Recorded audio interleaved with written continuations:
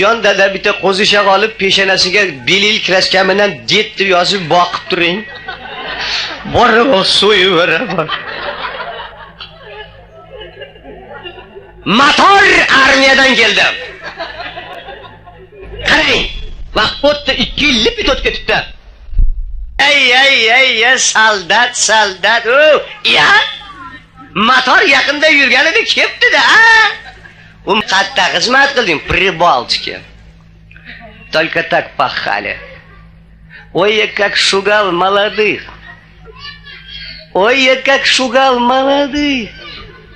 Как так я в полк заходил, молодые как таяк стояли. Где-нибудь я сидел, они открывали дверь, тут же bekirivali. Faqat shu gap qilganim ishlar. Endi dadasi jon o'g'lim, o'zbekcha gapiring, uyat bo'ladi, keldi ketib turibdi. O'zbekcha gapiring, ispas ekan deydi. Papa, я понимаю, но говорить забыл. Jon bolam, zabil qilmang, o'zbekcha gapiring. Uyat bo'ladi, ana odamlar ispas ekan. Papa, я понимаю, но говорить не могу. Mogit qiling, jon bolam, mogit qiling. O'zbekcha gapiring. Papa, я не могу. Mogit qila, o'zbekcha gapiray. O'zbekcha gapir. Ispas ekan deydim. 5 yil qon kechib men esimdan chiqarmagansan, qanaqa esingdan chiqarasan?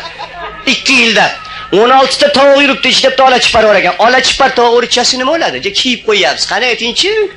Ola chipar tovuq o'rchasi nima bo'ladi desa, ola chipar tovuq bo'ladi.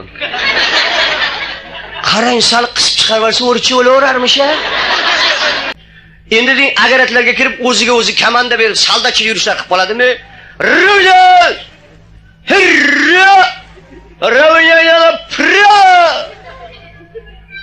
Шагам!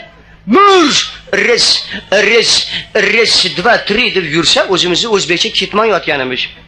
Ketmonga qarab, "Ну да, ketmang.